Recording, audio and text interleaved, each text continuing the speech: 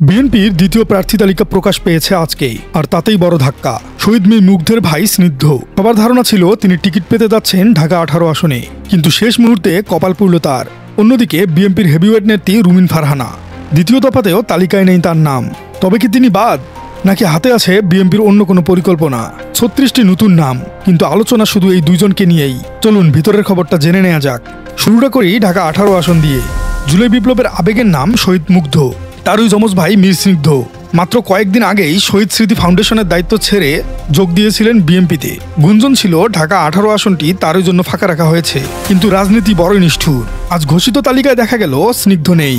ওই আসনে মনোনয়ন পেয়েছেন পুরনো নেতা SM জাহাঙ্গীর হোসেন, অর্থাৎ মাঠের প্রচারণায় থেকেও ভোটের টিকিট পেলেন না স্নিগ্ধ। অভিজ্ঞতার কাছেই কি হার মানল আবেগ? প্রশ্নটা রয়ে গেল। এবার আসি ব্যারিস্টার রুমিন ফারহানার খবরে। বিএনপির আন্তর্জাতিক বিষয়ক সম্পাদক তিনি। সংসদের সেই ঝাঁঝালো কণ্ঠস্বর সবাই খুঁজছেন, কিন্তু আজকে 36 জনের তালিকাতেও নাম নেই তার নিজের জেলা ব্রাহ্মণবাড়িয়া 2 আসন এবং ব্রাহ্মণবাড়িয়া 6 আসন, এই দুটিতে বিএনপি এখনো কোনো প্রার্থী ঘোষণা করেনি। তবে রুমিন ফারহানা বারবারই বিএনপিকে বিতর্কিত করেছেন। নানান সময়ে নানান বেফাঁস মন্তব্য করে বিপদে ফেলেছেন সিনিয়র নেতাদেরকেও। প্রশ্নবিদ্ধ করেছেন বিএনপির বাক স্বাধীনতাকে। দর্শক, হিসাব খুব সহজ। বিএনপি এ পর্যন্ত 272টি আসনে প্রার্থী দিয়েছে, হাতে বাকি আর মাত্র 28টি আসন।